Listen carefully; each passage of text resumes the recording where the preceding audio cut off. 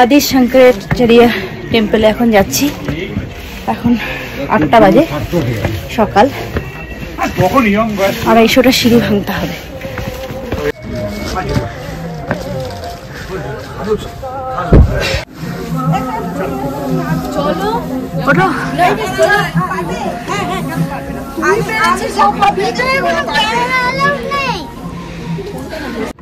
এখনো 10টাই বাজে না, 10টা 22 আমরা এগিয়ে কত সময়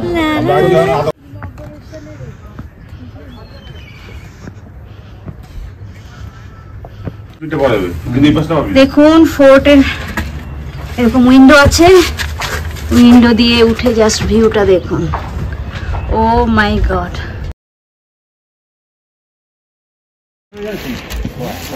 আদি শঙ্করাচার্য টেম্পলে এখন যাচ্ছি।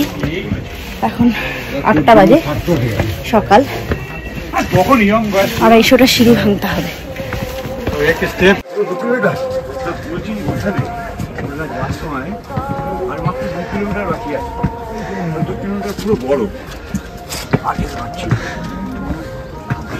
এতগুলো সিঁড়ি উঠতে বেশ কষ্ট হচ্ছিল, কিন্তু সকালবেলায় ঠান্ডা থাকায় খুব একটা যতটা অসুবিধা হওয়ার কথা ছিল ততটা হয়নি।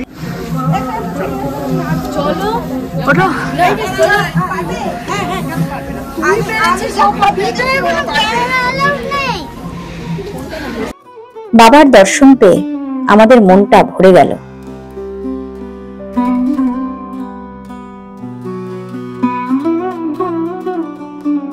প্রায় 1000 ফুট উচ্চতায় অবস্থিত এই আদি শঙ্করাচার্য মন্দিরটি জাগারবান রেঞ্জের একেবারে টপে অবস্থিত। আর এখান থেকে দাঁড়ালে নিচের শহরটা খুব সুন্দরভাবে দেখা যায়। তবে বৃষ্টি হচ্ছিল বলে আকাশ বেশ কিছুদিন ধরেই মেঘলা ছিল, সেজন্য আমরা অত ভালো এই দৃশ্য দেখতে পাইনি। তো আপনারা যারা শ্রীনগর যাবেন অবশ্যই এই আদি শঙ্করাচার্যের মন্দিরটি লোকাল সাইট সিন হিসেবে দেখে নিতে ভুলবেন না। আজ আমাদের শ্রীনগর থেকে বাড়ি ফেরার পালা। বিকেল 4টায় আমাদের ফ্লাইট বলে আমরা সকালেই এগুলো দেখে নিচ্ছি। প্রথমে আমরা গেছি আদি শঙ্করাচার্যের মন্দিরে, তারপর আমরা শিকারা রাইড করতে চলে এসেছি। তো মোটামুটি দরদাম করে আপনারা উঠবেন শিকারায়। আমাদের 1000 টাকা করে পার হেড নিয়েছিল। এর আগেও আমরা 2 দিন ট্রাই করেছি শিকারা রাইডের, কিন্তু এত মেঘলা আকাশ আর হাওয়া হচ্ছিল যে শিকারায় ওঠা খুব রিস্ক হয়ে যেত। এই দেখুন এই দাদা সুভেনিয়ার গুলো বিক্রি করছে। আমরা এখন শিকারা রাইড করছি শ্রীনগরে। এই যে ওই বোটে জামাইবাবুরা রয়েছে, শুভ, অনিতাদি, আর এই বোটে রয়েছি আমরা। দেখাও, মুখ দেখাও।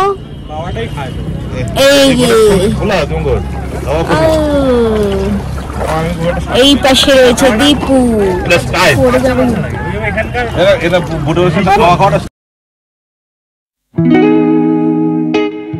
বেশ ভালো লাগছে, কিন্তু এখন সব ভেসে ভেসেই কিন্তু শপিং হয়ে যাচ্ছে। উনিও দেখুন একটা শিকারা নিয়ে চলে এসেছেন সুভেনিয়ার বিক্রি করতে। যদিও এত দাম বলছে যে কেনার মতো মনে হলো না আর কি, দেখতে ভালো লাগছিল।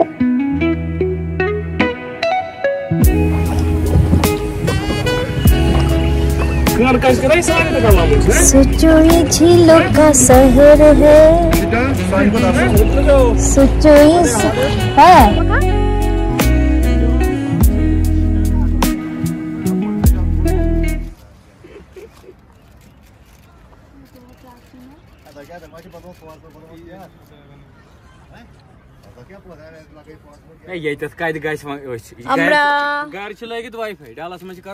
শিকারা রাইড করতে করতে এখন কফি খাচ্ছি আর কাওয়া। भाई आपका नाम क्या है? राहिल बशीर। राहिल बशीर।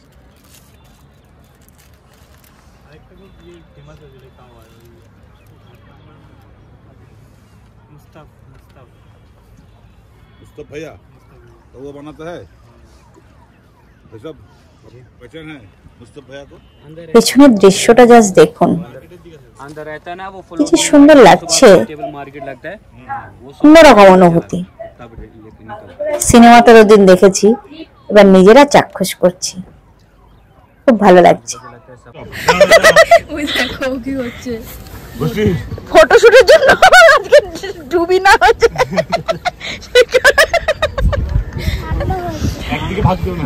কি রিস্ক নিচ্ছে যাওয়ার বাবু।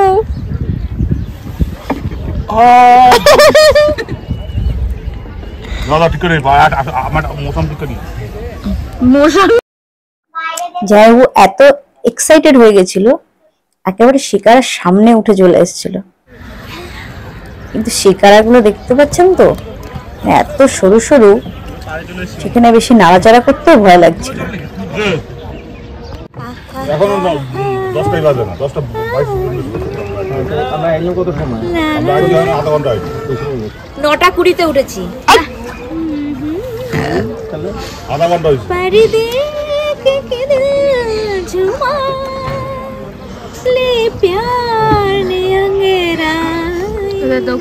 দোকান চলে এসেছে টাউনের। আমরা এখন মিনা বাজারে, ফ্লোটিং মার্কেট।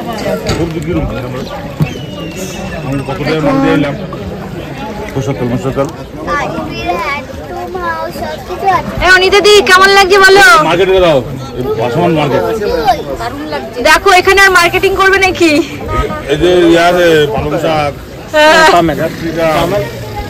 বেগুন আছে, বেগুন। ও সবজি সবজি বিক্রি হচ্ছে কত রকম, ফ্লোটিং মার্কেট, দারুন দারুন। যাইবো, ভালো আছো তো? কেমন লাগছে? মিনা বাজারে আসলাম, হ্যাঁ এখান থেকে কিছু কেনাকাটা করবো ভাবছি। अच्छा हाँ हाँ नहीं नहीं हम तो खरीद क्या चलना है, हो गया हाँ ओके ओके।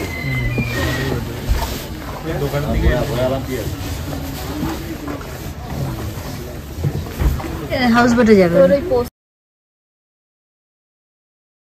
ডাল লেকেও পাহারা দিচ্ছে আমাদের সেনাবাহিনী স্পিড বোটে করে। নজরদারির কোথাও কমতি নেই, তারপরও নানা রকম ঘটনা ঘটে যায়। এই দেখুন, এটা হচ্ছে ফ্লোটিং গার্ডেন। এটা কিন্তু মাটিতে না, এরকম জলের মধ্যেই ঘাসগুলো হয়ে রয়েছে। যারা হাউস বোটে থাকতে আসেন, তারা এরকম ছোট ছোট শিকারায় করে তাদেরকে ওদের হাউস বোটে নিয়ে যাওয়া হয়। এই দেখুন, এই এক গ্রুপ ঢুকেছে, যারা হাউস বোটে, দেখা যাচ্ছে হাউস বোট গুলো সেখানে যাচ্ছে।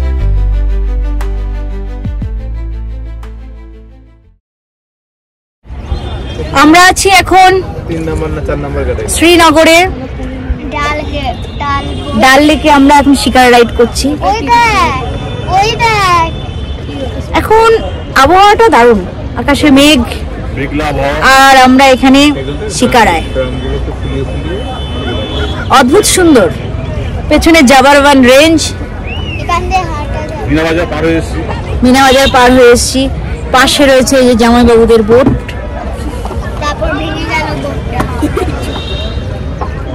দেখা যাচ্ছে? বলো কেমন লাগছে? ভালো আছেন তো? এই যে দীপু বলো হাই বলেছো? দর্শক যারা দেখবে একবার জিজ্ঞাসা করবে।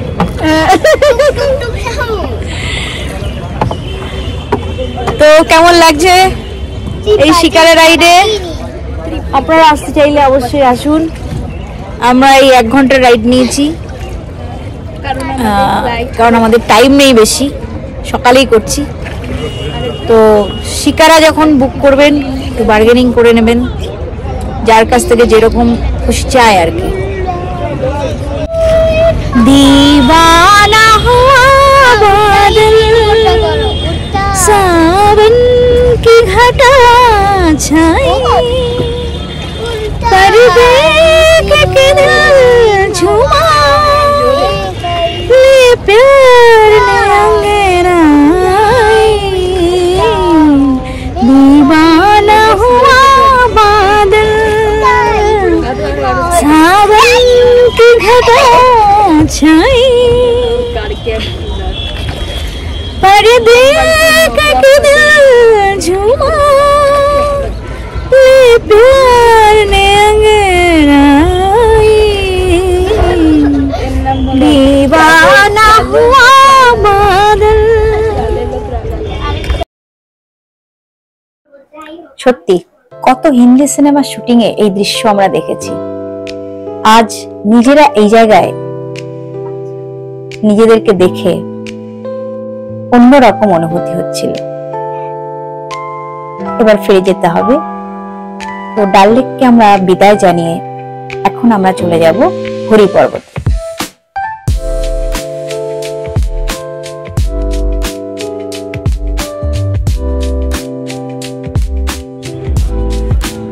আমরা চলে এসেছি হরি পর্বতে শ্রীনগরের।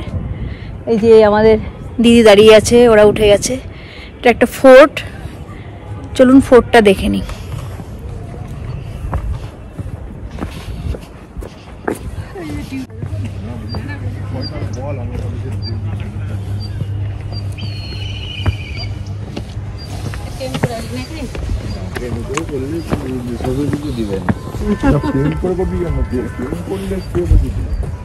দেখুন এই কদিন ওয়েদার খুব খারাপ ছিল, এখন কিন্তু একদম ভালো। আজ আমরা চলে যাব, ফিরছি আমরা।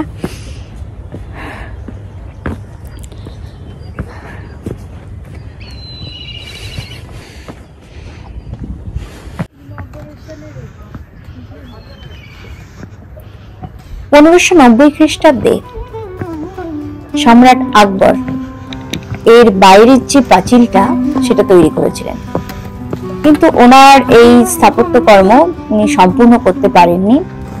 এরপর 1800 শতকে দুরানি সাম্রাজ্যের আত্তা মোহাম্মদ খান উনি সম্পন্ন করলেন। তবে এখানে হিন্দুদের মাইথোলজিতে বলা আছে যে এখানে এক রাক্ষস বাস করতেন, তাকে মারার জন্য পার্বতী একটা পাথর ছুঁড়ে মেরেছিলেন। সেই পাথরটা ওই রাক্ষসের কপালে লেগেছিল এবং সেটা এত বড় হতে থাকে যতক্ষণ না সে রাক্ষসটা মারা যায়। তো পার্বতী দেবীর এখানে একটা মন্দিরও রয়েছে। এখানে আমরা শুনেছি যে উনি খুব জাগ্রত। এখানে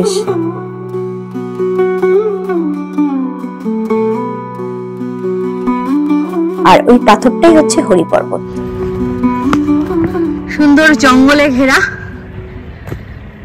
পাহাড়, তার মাঝখান দিয়ে এই ফোর্টে যাওয়ার রাস্তাটা খুব একটা কষ্টকর না, উঠাই যায়, কোনো কষ্ট বিশেষ হচ্ছে না এই ফোর্টে যেতে। কারণ এখানে সিঁড়ি নেই, সিঁড়ি থাকলে একটু প্রবলেম হয়।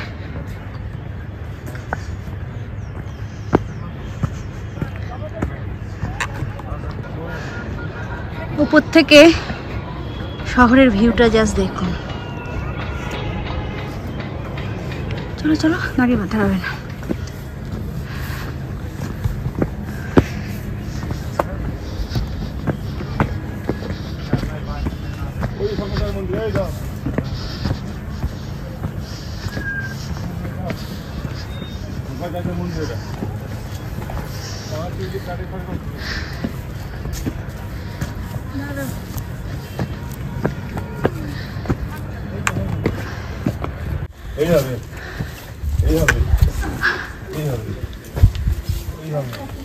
আমরা ঢুকে গেছি ফোর্টের ভেতরে।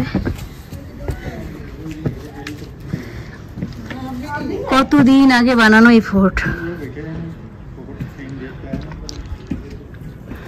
কিভাবে পাঁচিল দিয়ে ঘেরা যাতে বাইরের কোনো শত্রু আক্রমণ করতে না পারে।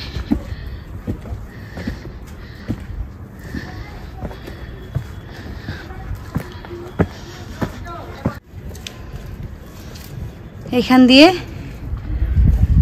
শত্রুর পাহারায় বন্দুক নিয়ে বসে থাকতো। এই দেখুন পুরো ফোর্টের গা দিয়ে এইরকম গর্ত করা, প্রত্যেকটা দিয়ে বন্দুক ঢুকিয়ে বসে থাকতো। এখানে আরেকটা রয়েছে। ফোর্টে আসলে একটা অন্যরকম অনুভব হয়।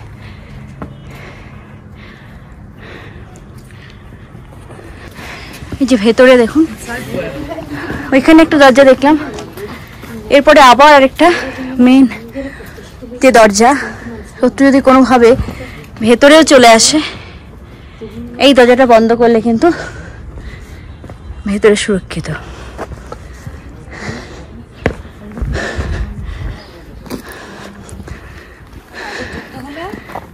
এই দরজাটা যদি দিয়ে দেয় আর ঢুকতে পারবে না শত্রুরা। ওখানে মসজিদও আছে। এই পাশে কি পুরো ফোর্টটা।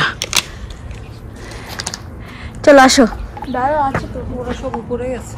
উপরে উপরে কি আছে আবার? একটা লোক দেখলাম বসেছিল। উপরটা দেখুন, এটা আরেকটা ধাপ। হ্যাঁ ও তাই তো, কাঠের মতো, ওই যে যদি কেউ ঢুকে, এটা পাথরের মতো দেখতে, আসলে কাঠ। আওয়াজ হচ্ছিল। এইখানে আরো একটা দরজা।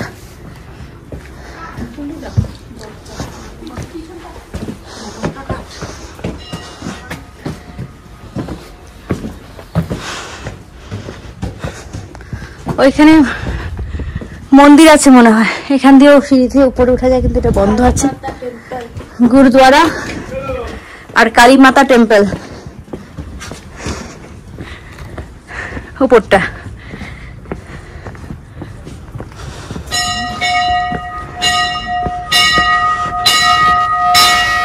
এমনি ছায়া যা বাবা, রোদে থাকে না, ওই যে ওখানে ছায়া, রোদে বসেছে। সে যাও। জয় মা কালী, কালী মাতা টেম্পল।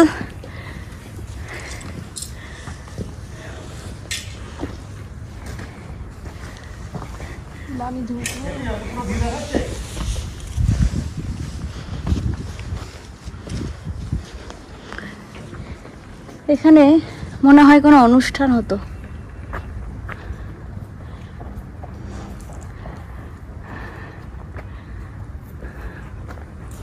দেখি উপরে গিয়ে।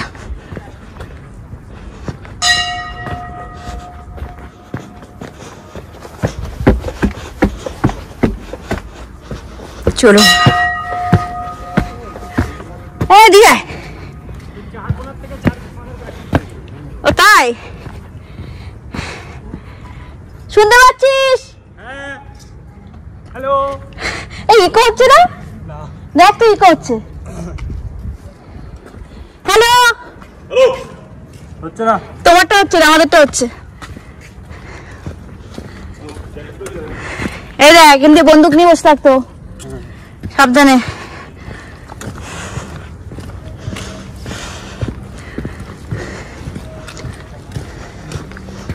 কতদিন আগের বল, কিরকম লাগে না?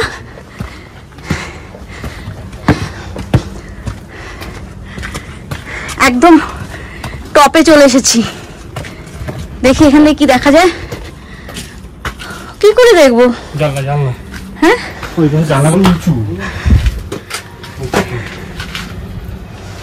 দেখতে পাবেন। এখান দিয়ে শত্রুর উপর নজর রাখা হতো। চারদিকে চারটে।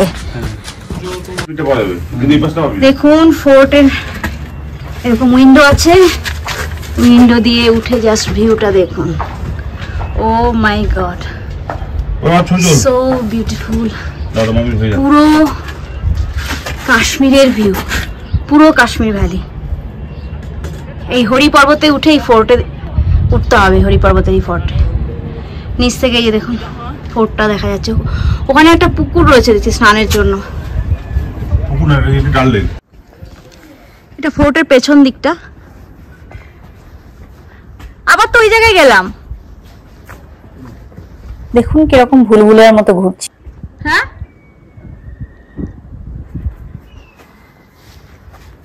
কি ওটা যাবো?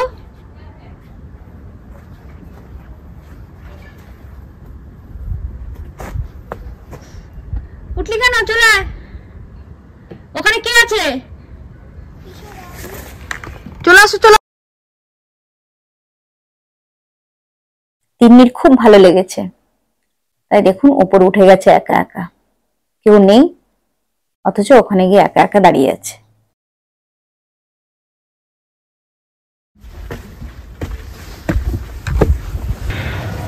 চার কোণা চারটে এরকম ওয়াচ টাওয়ার রয়েছে। এই একটা, আবার এখান দিয়ে দেখুন কিভাবে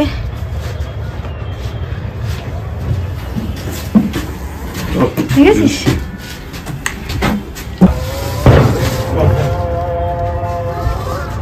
হ্যাঁ পাগল নাকি, ওখানে সুরঙ্গে ঢুকে যাবি, এখানে একটু সুরঙ্গ থাকতো এনিমিদের হাত থেকে বাঁচার জন্য। না না না এখানে নেই। রাজারা গুপ্ত ভাবে যে রাস্তা তৈরি করতো পালিয়ে যাওয়ার জন্য,